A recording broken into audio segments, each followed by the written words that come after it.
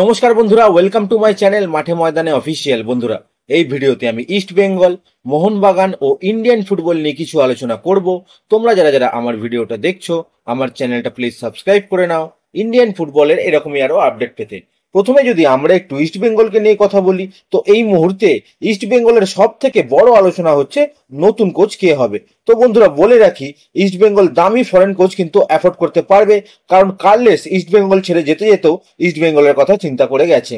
Carles নিজে resign দিয়েছে, সে 1 টাকাও কিন্তু কম্পেনসেশন নেয়নি। ফলে ইস্ট বেঙ্গল নতুন একজন কোচ নিতে পারবে 1 টাকাও এক্সট্রা না খরচ করে, এবং এই সিজনের যে বাজেট ধরা আছে সেই বাজেটও কিন্তু আর বাড়ছে না। তাহলে কার্লেসের স্যালারি বন্ধ হয়ে গিয়ে শুধু নতুন কোচের স্যালারিটা শুরু হবে, এটাই যা পার্থক্য। যেতে যেতেও ক্লাবের স্বার্থ দেখে গেছেন কুয়াদ্রাত। যাই হোক, এবার কথা হচ্ছে ইস্ট বেঙ্গল কোন কোচ নেবে। ইস্ট বেঙ্গলের যেই কোচ সব থেকে বেশি পছন্দ, বা বলতে গেলে যাকে পেতে মরিয়া ইস্ট বেঙ্গল, তিনি হচ্ছেন আন্তোনিও লোপেজ হাবাস।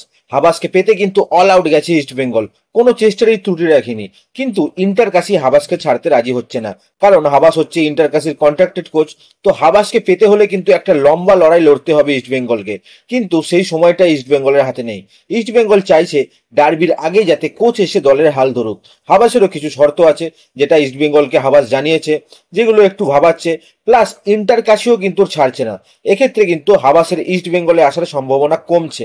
মরিয়া ভাবে চাইলেও হাবাসকে কিন্তু হয়তো পাবে না ইস্ট বেঙ্গল, হলে সেটা হবে কিন্তু একটা মিরাকেল। পাশাপাশি আরো যে কোচদের ইস্ট বেঙ্গল অ্যাপ্রোচ করেছে তাদের মধ্যে রয়েছে Ivan Vukomanovic, ex Kerala Blasters coach, আর রয়েছে বাংলাদেশ বসুন্ধরার প্রাক্তন কোচ অস্কার ব্রুজন। এদের মধ্যে সব থেকে বেশি কথাবার্তা যার সাথে হয়েছে সে হচ্ছে কিন্তু ইভান ভুকোমানোভিচ। কারণ ইভানকে পছন্দ হওয়ার আরেকটাও কারণ রয়েছে, সেটা হচ্ছে ইস্ট বেঙ্গলে ম্যাক্সিমাম এখন তো কেরালা ব্লাস্টার্স প্লেয়ার রয়েছে। ইভানও কেরালার এক্স কোচ ছিল, ফলে কিন্তু টিউন করতে বা মানিয়ে নিতে সুবিধা হবে। সেই মতো ইভানের সাথে কথাবার্তাও কিন্তু এগাচ্ছে ইস্ট বেঙ্গল। যাই হোক, সেগুলো তো হচ্ছে, কিন্তু ইস্ট বেঙ্গলের কোচ হিসেবে লেটেস্ট যে দুজন কোচের নাম অ্যাড হয়েছে, যাদের ইস্ট বেঙ্গল নতুন করে রিচ করেছে, তাদের মধ্যে একজন হলো বেঙ্গালুরুর প্রাক্তন কোচ সাইমন গ্রেসন, আর একজন হলো বেঙ্গালুরুর বর্তমান অ্যাডভাইজার আলবার্তো রোকা। এদের মধ্যে শোনা যাচ্ছে সাইমন গ্রেসনকে নাকি শর্ট লিস্টেড করে দিয়েছে ইস্ট বেঙ্গল। তো এখন ইভান ভুকোমানোভিচ আর সাইমন গ্রেসন, এই দুজন কিন্তু সব থেকে কাছে রয়েছে ইস্ট বেঙ্গলের কোচ হওয়ার দৌড়ে। কারণ ম্যানেজমেন্ট চাইছে আইএসএল এক্সপিরিয়েন্সড কোনো কোচকে নিতে। যদি ইন্টারন্যাশনাল মারাত্মক কোনো সিভি আসে তাহলে আলাদা ব্যাপার, সেক্ষেত্রে ইন্টারন্যাশনাল কোনো কোচের নাম সিলেক্ট করতে পারে ইস্ট বেঙ্গল। নইলে কিন্তু আইএসএল খেলার অভিজ্ঞতা সম্পন্ন কোচই আসবে কিন্তু ইস্ট বেঙ্গলে। সেক্ষেত্রে ইভান আর সাইমন গ্রেসন এই দুজনই কিন্তু শর্ট লিস্টেড হয়েছে কোচ হবার দৌড়ে। এরা দুজনেই কিন্তু এগিয়ে। এবার ব্যাপার হচ্ছে সমর্থকরা ইভানের হয়েই ভাউচ করছে বা গলা ফাটাচ্ছে বেশি। সেক্ষেত্রে যদি সমর্থকদের কথা শোনা হয়, তাহলে ইভান ভুকোমানোভিচের আসার চান্সই কিন্তু বেশি। দেখা যাক এখন কি হয়, যেরকম যেরকম আপডেট আসবে আমি আপনাদের জানিয়ে দেবো। এরপর যদি আমরা একটু হীরা মণ্ডলের কথা বলি, তো হীরাকে নিয়ে যেমনটা বলেছিলাম, গত দুদিন ধরেই বলছিলাম হীরা কিন্তু সিনিয়র দলের প্র্যাকটিসে যোগ দেবে। সেরকমই কিন্তু কালকে হীরা মণ্ডলকে দেখা গেল প্র্যাকটিসে, এবং প্র্যাকটিসে বেশ চনমনে অনুশীলন করেছে কিন্তু হীরা মণ্ডল। তাকে দেখে বোঝাই যাচ্ছে খুব হ্যাপি সে, এবং বেশ খোলা মনে অনুশীলন করেছে কিন্তু হীরা। প্র্যাকটিসে হীরাকে দেখে অনেকেরই বেশ ভালো লেগেছে।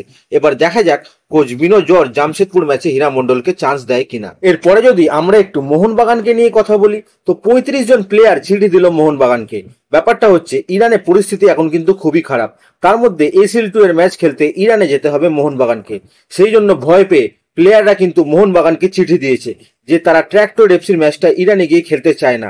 এবার এই 35টা চিঠি মোহনবাগান AFC কে ফরওয়ার্ড করে দিয়েছে, এবং ফরওয়ার্ড করে তারা রিকোয়েস্ট করেছে যে ট্র্যাক্টর এফসি ম্যাচটা যাতে ইরান থেকে সরিয়ে দেওয়া হয়, এবং সরিয়ে কোনো নিরপেক্ষ ভেন্যুতে দেওয়া হয়। কারণ সিকিউরিটির আর সেফটি নিয়ে কিন্তু প্রশ্ন উঠছে। সেই জন্য তারা যুদ্ধ পরিস্থিতি ছাড়া যে কোনো নিরপেক্ষ ভেন্যুতে খেলতে কিন্তু রাজি। এবার দেখা যাক AFC রাজি হয় কিনা। রাজি হলে তো ঠিক আছে, আর যদি রাজি না হয় AFC, পরেও মোহনবাগান যদি ACL2 এর ম্যাচ খেলতে না যায়, তখন কিন্তু একটা বড় সড়ো শাস্তির মুখে পড়তে পারে মোহনবাগান। দেখা যাক এখন কি হয়। তো আজকের ভিডিওতে এতটুকুই, দেখা হচ্ছে আবার পরের ভিডিওতে। নমস্কার।